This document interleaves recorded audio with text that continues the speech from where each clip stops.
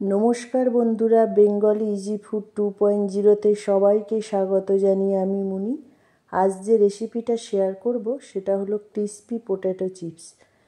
একদম অন্য ধরনের একটা স্টার্টার আইটেম, দেখতেও অন্য ধরনের, খেতেও খুব সুন্দর।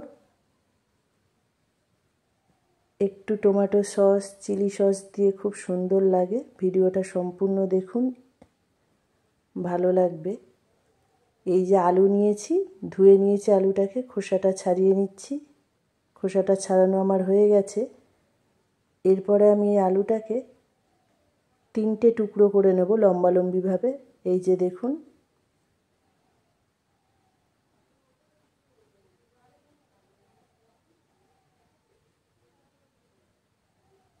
এইভাবে কেটে নিয়েছি। আর এই যে দুখানা কাঠি নিয়েছি,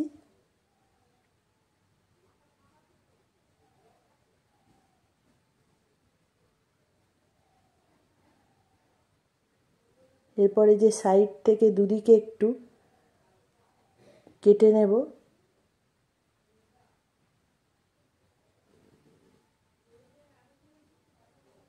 যাতে সমান থাকে, চারকোনা সমানভাবে থাকে, দেখতে ভালো লাগে। না কাটলেও কোনো অসুবিধা নেই, কেটে নিলে একটু সুন্দর লাগে শেপটা। এরপর এইভাবে আমি কাটবো, কাঠি দুটোকে দুদিকে ধরে নেব, যাতে একটা নির্দিষ্ট মাপের নিচে ছুরিটা না চলে যায়। একটা নির্দিষ্ট মাপে ছুরিটা আটকিয়ে থাকে নিচের দিক দিয়ে। আবার আলুটাকে উল্টিয়ে অন্যভাবে কাটছি, মানে প্রথম সোজাই কাটবো, দ্বিতীয়বারে যে কোনো একটা কোণ ধরে কাটবো। তাহলে একটা নির্দিষ্ট জায়গায় আলুর ভেতরে একটুখানি লেগে থাকবে, যেটার জন্য পুরো আলুটা খুলে যাবে না, অথচ এরম জালি টাইপের হবে। দেখুন, খুব সুন্দর লাগছে দেখতে।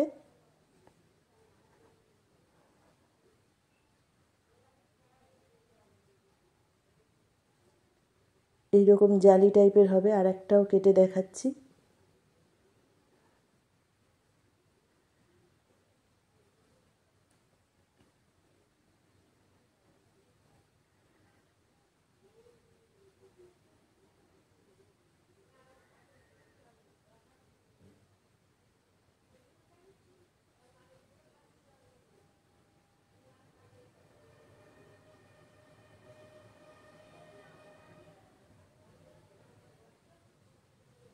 কাঠিটা না নিলে,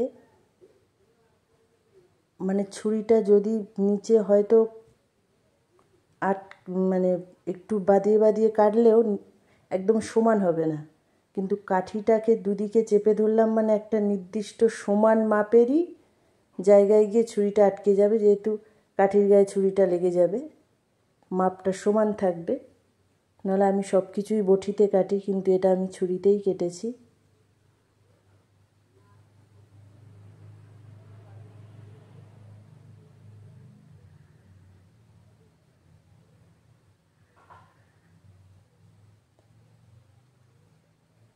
এই যে আলুর চিপসটা দেখতে খুব সুন্দর হয়, খেতেও খুব সুন্দর লাগে।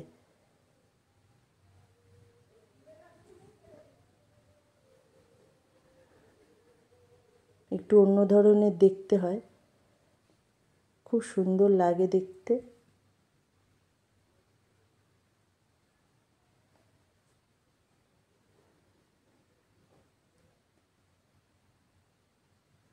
এইটাকে এদিক ওদিক এরম ঘোরালে যে কোনোভাবেই ভাজা যায়। ভেতর থেকে কাঠি ঢুকিয়ে দিয়েও এরম পেঁচিয়ে দিলে আরও সুন্দর লাগে দেখতে।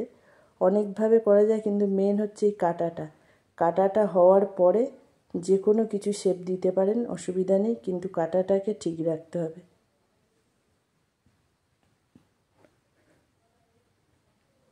প্রথমে সবসময় সোজা কাটবো, তারপরে আলুটাকে উল্টিয়ে যে কোনো একটা কোণ ধরে কাটতে হবে। নয় এই দিক দিয়ে কোণ করে, নয় ওই দিক দিয়ে যে কোনো একটা কোণ করে কাটতে হবে।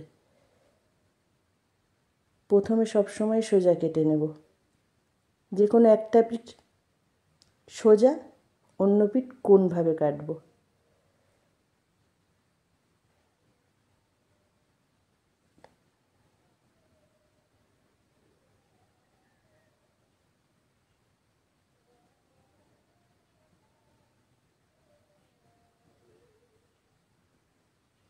এরপর আলুগুলোকে আমি ধুয়ে নিলাম।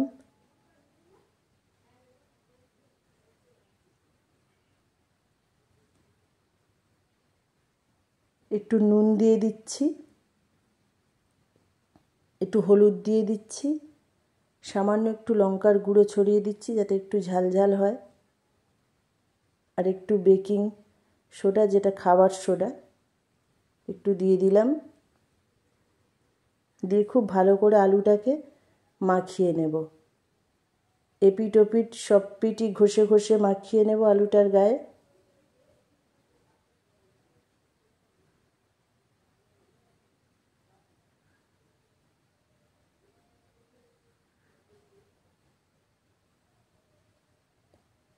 এরপরে গ্যাসটা জ্বালিয়ে কড়াটা বসালাম, তেলটাকে দিলাম।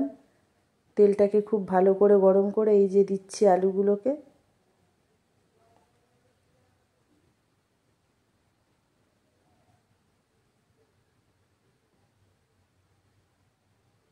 খুব সুন্দর দেখতে লাগে, খেতে আরও সুন্দর লাগে। এই যে দেখুন জালিটা।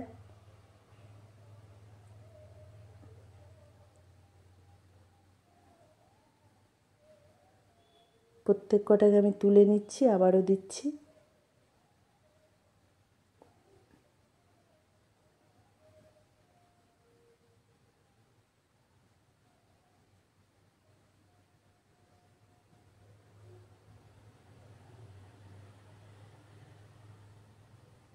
লো ফ্লেমে ভাজবো, যেহেতু আলুর ওপরটা লাল হয়ে গেল এই যে ভাজাটা দেখুন, কিন্তু ভেতরটা যাতে কাঁচা না থাকে সেই জন্যে লো ফ্লেমেই ভাজবো। খুব সুন্দর একটা কালার হয়েছে।